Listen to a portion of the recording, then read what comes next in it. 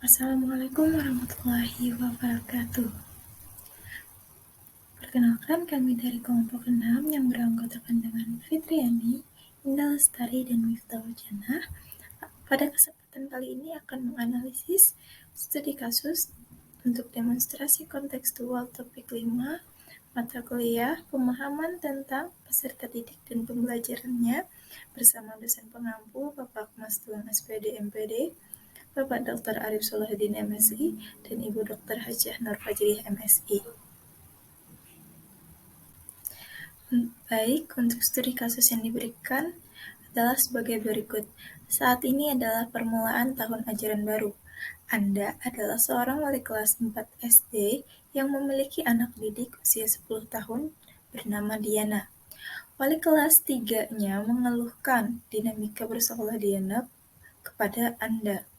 Guru wali kelas tersebut mengatakan nilainya jauh tertinggal dari teman-temannya.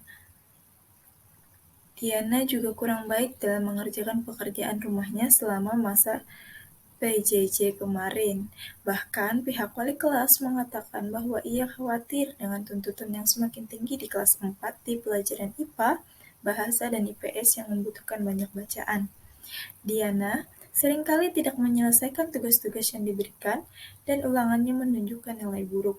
Namun demikian, ketika materi tugas dan ulangan tersebut diulangi secara lisan dan individual, Diana dapat menjawabnya.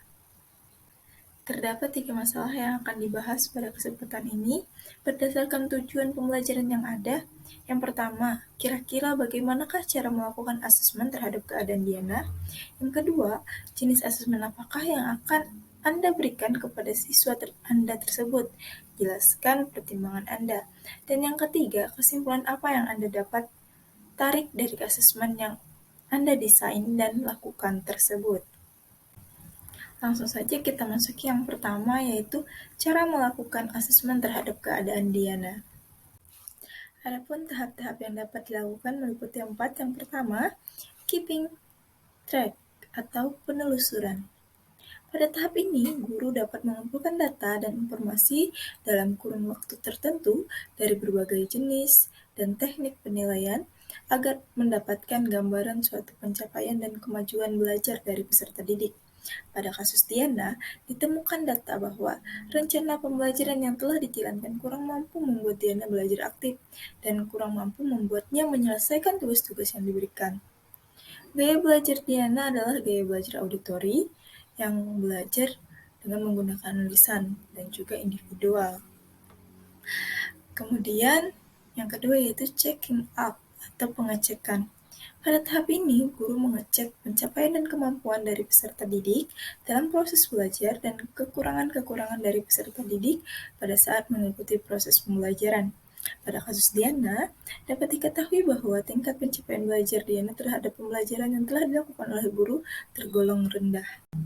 Tahap yang ketiga yaitu finding out atau mencari tahu. Pada tahap ini, guru mencari, menemukan, dan mendeteksi kekurangan, kesalahan, atau kelemahan dari peserta didik dalam proses belajar. Pada kasus Diana, untuk tahun ajaran baru, maka sebagai guru kita dapat melakukan asesmen diagnostik, self-assessment atau penilaian diri, dan performance assessment atau penilaian kinerja. Untuk tahap terakhir yaitu summing up atau menyimpulkan. Pada tahap ini, guru menyimpulkan tingkat penugasan peserta didik terhadap kompetensi yang telah ditetapkan. Pada kasus Diana, kita dapat menganalisis dan mengolah data dari hasil asesmen yang telah dilakukan sebelumnya. Hasil dari penyimpulan dapat digunakan untuk menyusun laporan kemajuan belajar Diana. Selain itu, hasil asesmen juga dapat membantu kita sebagai guru untuk mengembangkan rancangan pembelajaran dan juga kita dapat membantu Diana dalam proses belajarnya dengan teridentifikasinya kelemahan dan kekurangan dari Diana tersebut. Baik, untuk asesmen yang akan diberikan kepada Diana akan saya jelaskan sendiri. Untuk jenis asesmennya ada asesmen diagnostik, self-assessment, dan performance assessment.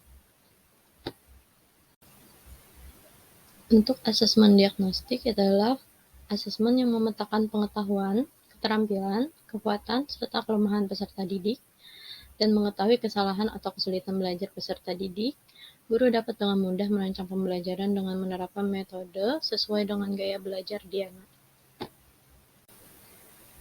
Selanjutnya untuk self-assessment atau penilaian diri, itu dilaksanakan secara mandiri oleh Diana untuk menunjukkan status, proses, atau tingkat pencapaian kompetensi yang dipelajari dalam mata pembelajaran tertentu. Untuk mengetahui kelebihan dan kekurangan Diana dalam pencapaian kompetensi, baik pada ranah kognitif, afektif, maupun psikomotorik. Selanjutnya ada performance assessment atau peningkatan kinerja. Penilaian yang mengharuskan peserta didik mendemonstrasikan secara langsung hal-hal yang mereka mampu dan ketahui mengenai tugas-tugas seperti menjawab pertanyaan, menghasilkan proyek, atau melakukan suatu kegiatan. Penilaian dilakukan terhadap unjuk kerja, tingkah laku, atau interaksi Diana. Performance assessment digunakan untuk menilai kemampuan Diana melalui penugasan. Penugasan tersebut dirancang secara khusus untuk menghasilkan respon yang secara lisan. Yang ketiga, kesimpulan yang dapat ditarik dari asesmen tersebut berdasarkan kasus Diana bahwa sebagai guru sudah semestinya kita membuat rancangan dan menerapkan pembelajaran dengan memperhatikan kebutuhan belajar peserta didik. Kebutuhan setiap peserta didik dalam belajar tentunya berbeda-beda, sehingga guru harus mempersiapkan asesmen atau penilaian yang menyesuaikan dengan kebutuhan belajarnya. Oleh karenanya, penting bagi guru untuk senantiasa merencanakan pembelajaran yang berpihak kepada peserta didik dan membuat penilaian atau asesmen yang efektif untuk semua peserta didik sesuai dengan kebutuhan dan karakteristik belajarnya. Selanjutnya, refleksi dari anggota kelompok. Yang pertama, mencoba untuk memberikan asesmen kepada Diana dapat memberikan pengalaman untuk menggunakan fungsi dan tujuan dari asesmen, sehingga studi kasus ini juga memberikan pengalaman tersendiri bagi saya. Yang kedua, dari kasus Diana, guru perlu mengetahui karakteristik dan kebutuhan belajar peserta didik untuk merancang strategi pembelajaran agar dapat membuat asesmen yang efektif sesuai dengan tujuan pembelajaran yang diinginkan. Yang ketiga, dengan menelaah kasus Diana, dapat semakin memahami bahwa peserta didik memiliki karakteristik yang berbeda-beda, sehingga perlunya mempelajari tentang asesmen dengan harapan dapat menilai setiap kemampuan anak dengan baik.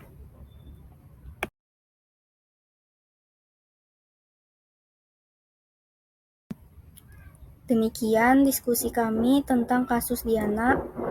Terima kasih atas perhatiannya. Assalamualaikum warahmatullahi wabarakatuh.